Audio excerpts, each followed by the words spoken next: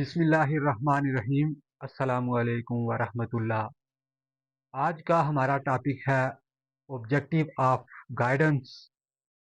Education में जो guidance दी जाती है उसके क्या ऑब्जेक्टिव हैं, आज हमने ये देखना है। वन बाय वन देख लेते हैं कि क्या क्या ऑब्जेक्टिव्स हैं एजुकेशन के अंदर गाइडेंस के। सबसे पहला जो मकसद है वो है सेल्फ अंडरस्टैंडिंग, कि जब किसी स्टूडेंट की, किसी लर्नर की गाइडेंस होती है तो उसके अंदर सेल्फ अंडरस्टैंडिंग आ जाती है। क्या क्या किस किस किस्म की अंडरस्टैंडिंग आती है? स्ट्रेंथ की अंदर अंडरस्टैंडिंग आ जाती है कि मेरे अंदर कितना पोटेंशियल है, कितनी स्ट्रेंथ है और मैं इसको कैसे यूटिलाइज कर सकता हूँ। वीकनेसेस, क्या क्या वीकनेसेस हैं मेरे अंदर, उसका पता चल जाता है और किस तरह वो वीकनेसेस ख़त्म होंगी।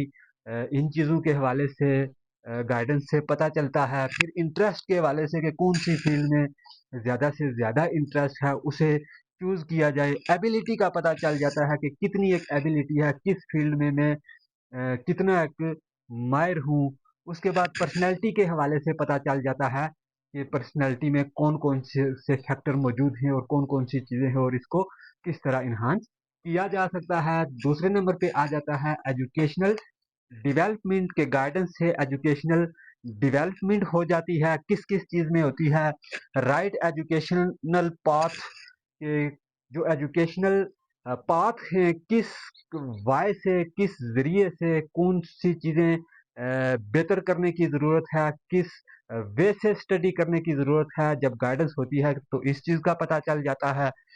कोर्सेज के कौन सा कोर्स जो है वो चूज करना है, किस में ज़्यादा इंटरेस्ट है, इस हवाले से गाइडेंस का से पता चल जाता है। लर्निंग स्ट्रेटजीज, कि उसकी एबिलिटी कितनी है, क्या उस एबिलिटी के तहत उसको कौन सी स्ट्रेटजीज अपनानी है और ताकि उसकी एजुकेशनल डेवलपमेंट हो सके। उसके बाद है जी कैरियर प्लानिंग। तो जब एक बंदे को गाइडेंस मिलेगी तो उसका जो कैरियर है उसकी कैरियर प्लानिंग हो जाएगी। उसे ये पता चल जाएगा कि मुझे किस फील्ड के अंदर इंटरेस्ट है और वही फील्ड मुझे चूज करनी है, उसी पे फोकस करना है ताकि आगे मेरा कैरियर जो है वो बेहतरीन और अच्छा हो सके। उसके बाद है जी पर्सनल एंड सोशल डेवलपमेंट।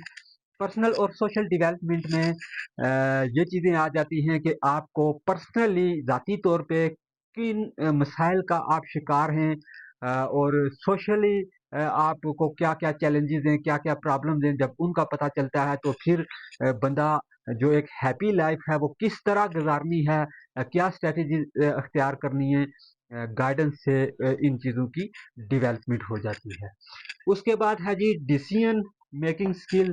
तो जब एक बंदे की, एक स्टूडेंट की, एक लर्नर की एजुकेशन के अंदर गाइडेंस होगी तो फिर उसको जो डिसीजन हैं, जो उसने अच्छे फैसले लेने हैं तो उसको उनका पता चल जाएगा कि किस तरह उन्होंने कौन से स्टेज पे जाके कौन सा फैसला लेना है। अपनी लाइफ के जितने भी डिसीजन होते हैं, डिसीजन मेकिंग पावर उस बंदे के अंदर आ जाती है। उसके बाद है जी मैक्सिमाइजिंग पोटेंशियल। मैक्सिमाइजिंग पोटेंशियल में कि इंसान के अंदर, एक लर्नर के अंदर, स्टूडेंट के अंदर कौन कौन सी एबिलिटी है, उसके अंदर कौन कौन सी कितनी पोटेंशियल है उसके अंदर।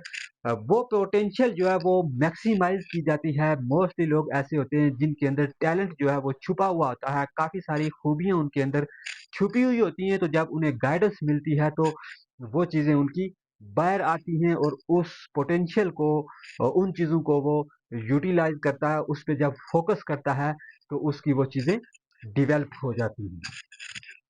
उसके बाद है जी प्रिवेंटिव पर्पस। प्रिवेंटिव पर्पस में भी यही आ जाता है कि मोस्टली स्टूडेंट्स ऐसे होते हैं जो एक फील्ड के अंदर कमज़ोर होते हैं लेकिन दूसरी फील्ड के अंदर वो उनकी स्ट्रेंथ अच्छी होती है, उनकी पोटेंशियल अच्छी होती है। तो जब ये चीज़ें गाइडेंस उन्हें मिलती है तो उससे पता चलता है, वो छुपी हुई चीज़ें उनकी बाहर आती हैं। तो उस पे जब वो फोकस करते हैं एक गाइडेंस के ज़रिए तो उनका जो पोटेंशियल होता है वो ज़्यादा से ज़्यादा हो जाता है, वो पोटेंशियल उनका बढ़ जाता है।